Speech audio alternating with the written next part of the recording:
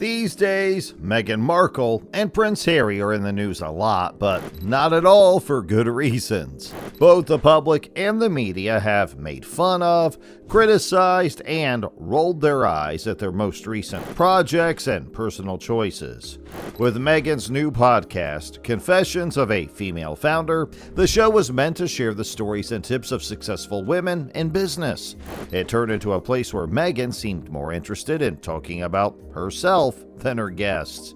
For instance, when she talked to Whitney Wolfe Herd, who started the dating app Bumble, the subject quickly moved from Meghan's own accomplishments. Meghan didn't ask Whitney how she built her business or what problems she faced. Instead, she talked about her own experiences, like how she started her jam business or how she lives in California. The audience laughed at the show and discarded the podcast, calling it boring. Well, narcissism was again spotted then and there. People who were hoping to learn about business from Meghan's podcast were let down when they heard general words like follow your dreams without any specific advice. Even I can tell you that passion gives you strength. Who needs such a lavish podcast setting for that?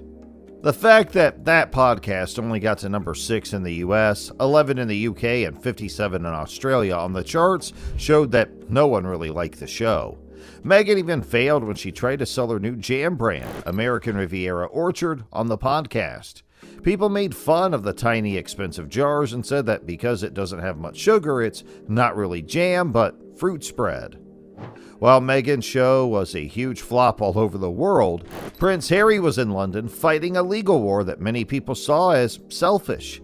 He sued the UK government to get armed security paid for by taxpayers every time he went to Britain.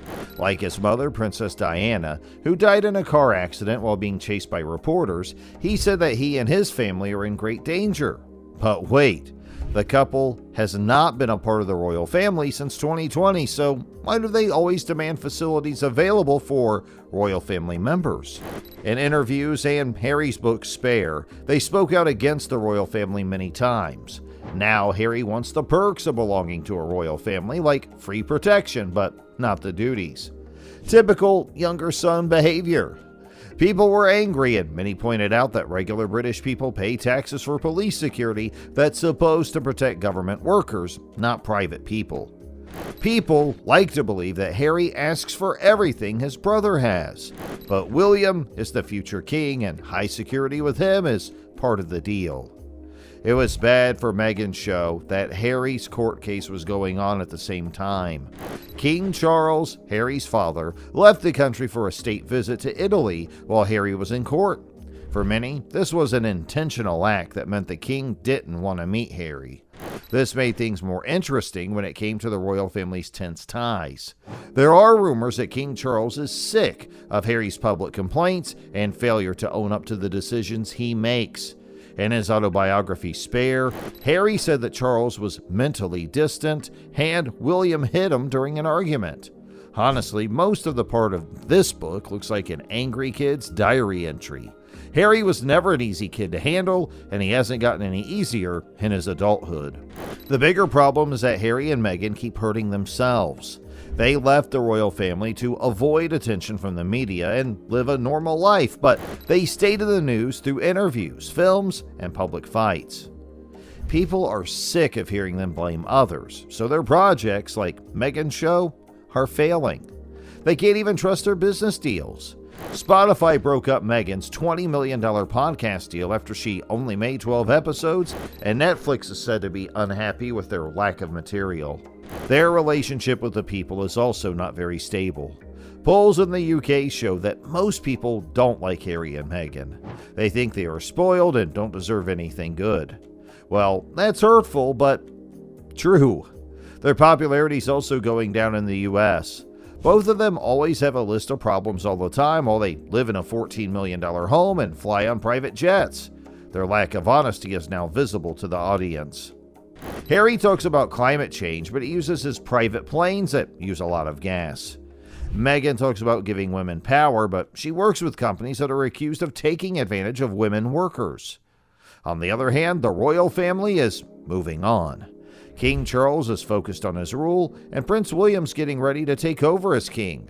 Both have chosen not to respond to Harry's public comments and have avoided a war of words.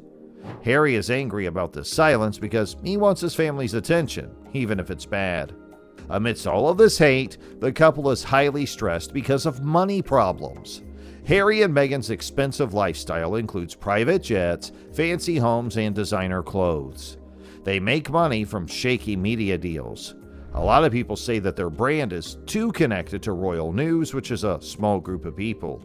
To be successful, they would have to make work that has value and isn't just negative about the royal family. But they haven't shown much skill for anything other than acting so far. People who back the couple say they are victims of a racist royal family and a biased media. People say that the British press was unfair to Meghan because she is mixed race, and Harry is still upset about the death of his mother. Some of this is true. Meghan did deal with racist news, and Harry's been open about his mental health, but their critics say they use these problems as an excuse to avoid taking responsibility. They don't learn from their mistakes. Instead, they blame everyone but themselves and keep telling the victim story. Harry and Meghan want two things that are at odds with each other, that is, privacy and fame. How on earth is that even possible?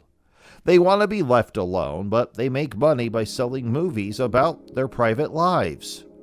They say bad things about the media but leak stories to stay current. People are confused and think they're not telling the truth because of this conflict. The most contradictory thing that the couple has done is quit the royal family to avoid cameras and then invite Netflix into their living room. How does that make sense? One more problem is that they have two kids, Archie and Lilibet.